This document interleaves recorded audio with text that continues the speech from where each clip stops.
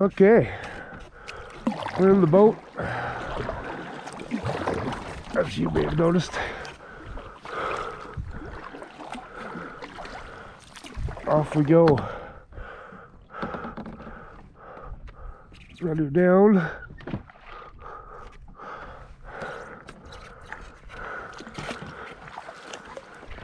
It's okay, bud. He was playing coy with me getting into the boat, and I got mad at him and raised my voice a little bit. Roughed him up a little bit to get him in because he's fighting it. So he's a little scared. Hey, he's shaking a little bit, bud. What are you gonna do, face? Just because he thinks I'm still mad at him. Or maybe he's scared of the low visibility. But it's okay, buddy. I'm sorry I got angry. So off we go. Oh, I was working up a bit of a sweat. Get everything loaded up and getting into the boat and everything. I'm basically wearing light synthetic thermals underneath a like a two-piece dry suit, semi-dry suit. So, I mean, it is summertime. So, I was kind of wondering if I had overdressed there. But yesterday was pretty cool and it was windy. The wind's supposed to pick up today. So, I just didn't want to freeze. It's hard to judge, you know. You take a guess. With mountaineering or something, you can always just stop and adjust your clothing system relatively easy. But with kayak touring, it's not as easy. I mean, you can stop if you have an opportunity, but it's a lot of work. You gotta dig everything out again. You know, it's at least a half an hour process. Well, here we are, marooned on what I'm pretty sure is private land, but at any rate, it was a little beach of refuge. Basically, had a little trouble. We came down through the narrows. I tried to cross over just on this side of that little island. We crossed over. I was heading for this beach because the way Sensei's sitting in the cockpit, he's cutting off the circulation on the inside of my legs and my feet go to sleep. So I was heading here because my feet had gone numb and the water was getting pretty turbulent. So I wanted to get out here and take a little rest, get some circulation back in my feet.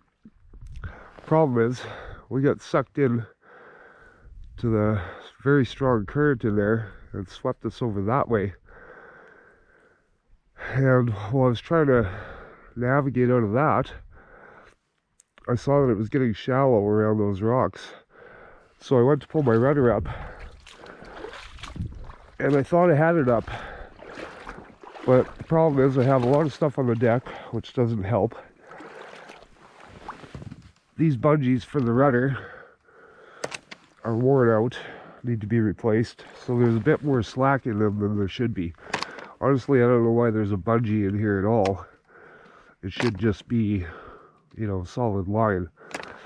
So then, on top of all that, Seaward put this cleat here. So what happens is, the loose cord to control the rudder gets stuck here. Now you pull this one to put it down, and you pull the other side to pull it up. So what happened was, I pulled the other side, so this was a head. I pulled the other side to lift the rudder up, but this had been caught in the cleat, and all I did was pull the length out of the bungee cord, like pull the stretch out of the bungee cord. So the rudder came up, I thought it was up. I was dealing with the rocks, but as soon as I let go of the cord, of course the rudder elasticed back down. And with this caught in the cleat, it can't come up. So then the rudder dragged over the rocks and broke off.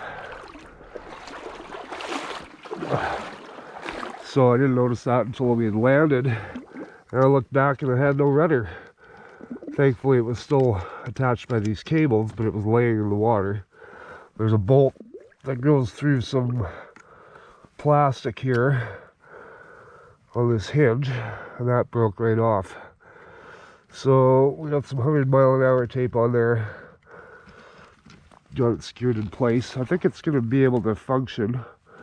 We'll give it a try, but this damn cord keeps getting caught in this cleat, because as you pull on that side, it creates slack in this, and this automatically falls down, and then it gets caught. So maybe with new cord on there that wouldn't happen as much, but still I don't really understand why you have a cleat on there to hold the rudder down. I mean, that seems like just a problem waiting to happen, and it did happen. So, and then the other thing is, we can't see it now, but there is actually a wedge for the rudder to go into, which basically keeps it down pretty good. I mean, it's got a pretty good friction bite in there, so that sort of makes the cleat redundant. And you know,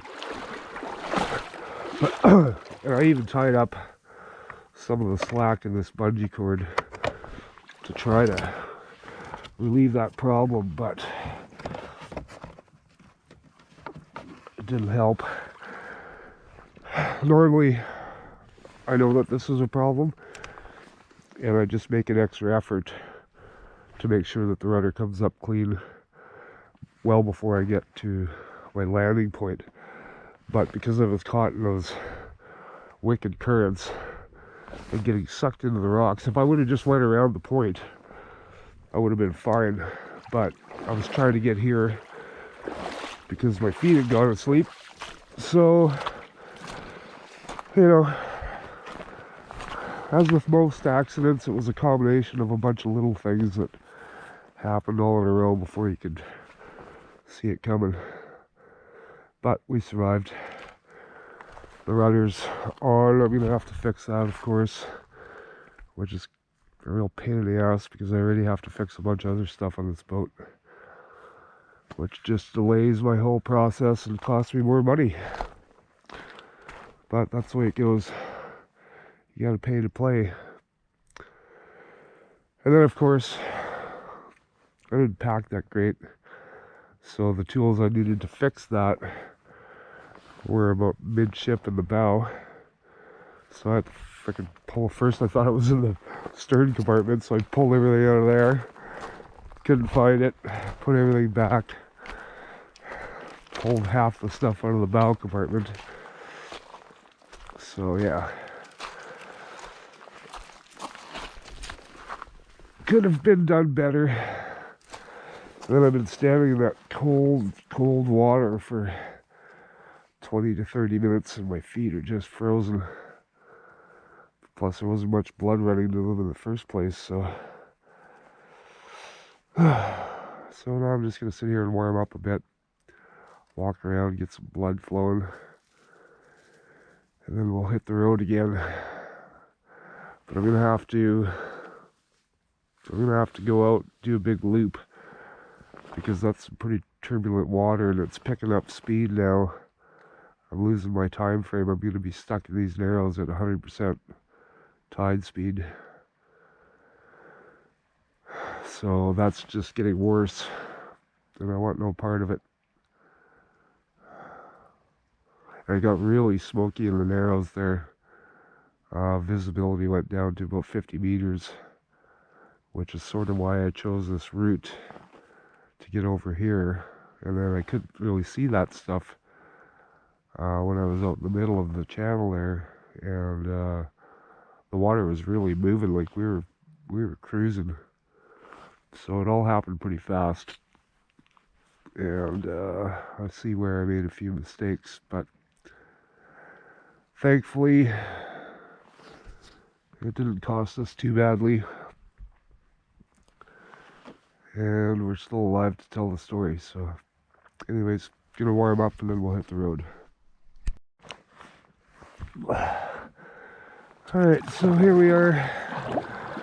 I foolishly forgot to turn the camera on when we launched after the repair. So we came through the Narrows and it was pretty hairy.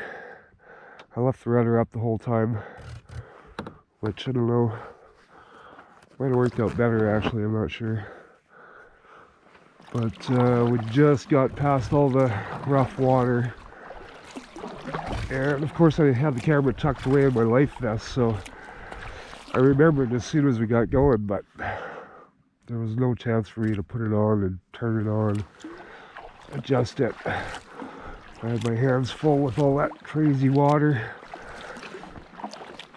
So in the future, I'm going to try to go through that Narrows at 50% tide or less, because 9200 is no fun at all. So, lesson learned, I guess. On the bright side, boat still floats. Nobody died. Current's pushing us pretty good, so we're making decent time. I'm hoping to get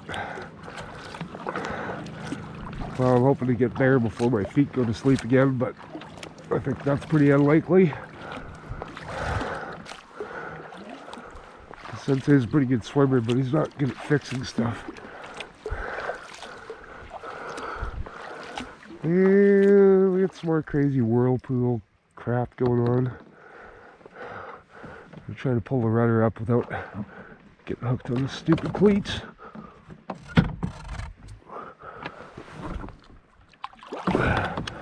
See, it doesn't go up.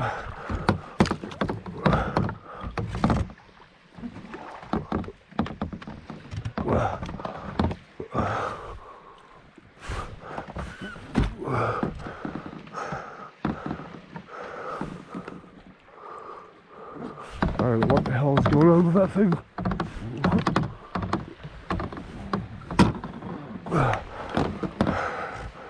Okay, well, we got the camera on for this one. Guess we're making progress. But yeah, this was not a boat wake. This was a whirly bird.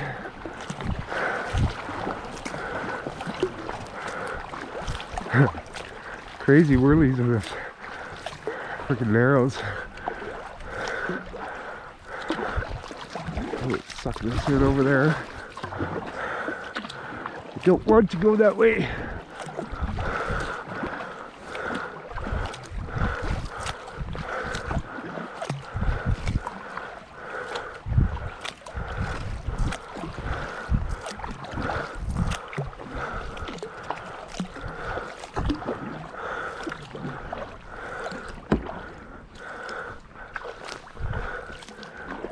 For a pro sea kayaker,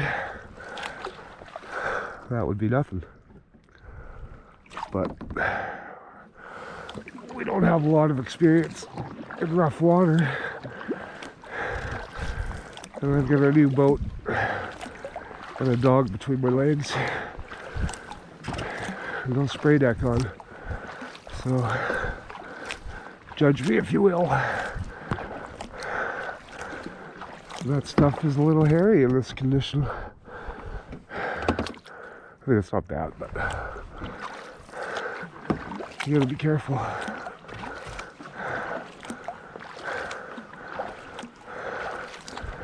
And then keep in mind this water's like, I don't know, probably 7 degrees, 8 degrees maybe, Celsius. So you're looking at hypothermia in probably 15 minutes or less. And as you can see, there's nothing but cliffs around here, so back that way is maybe a chance to land, but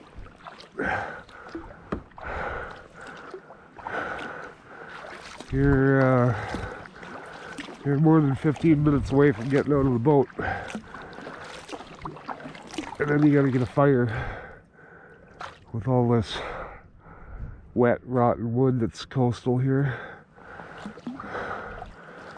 So, you know, let's just say capsizing would be no fun at all. Possibly the end of your struggle. So you factor that in, and you know, something to be mindful of. And we're heading right for another whirlybird.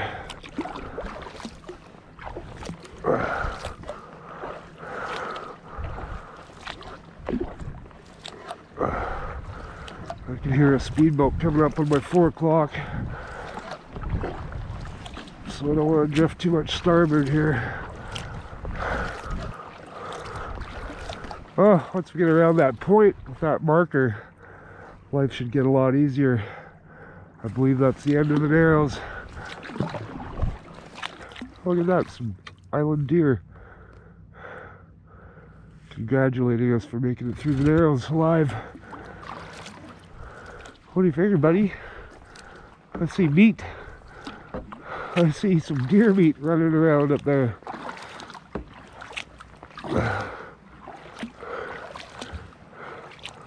Those are the little Sitka black-tailed deer.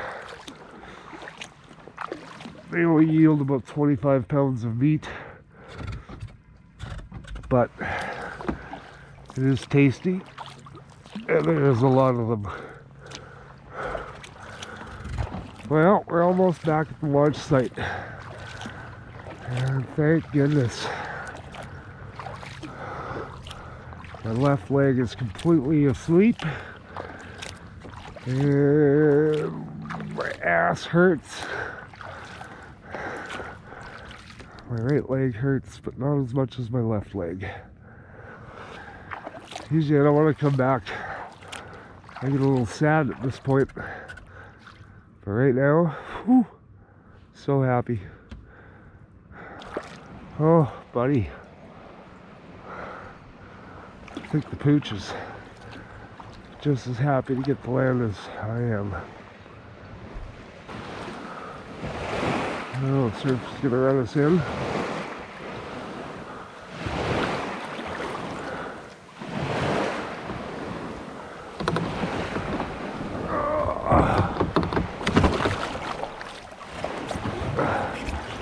If I don't do that, he tries to run up the deck and spills half the stuff off.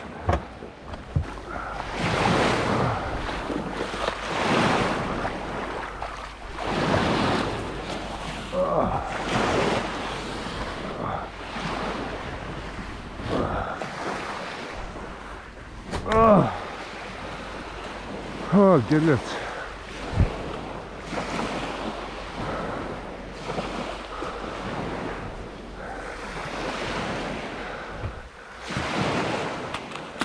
Okay.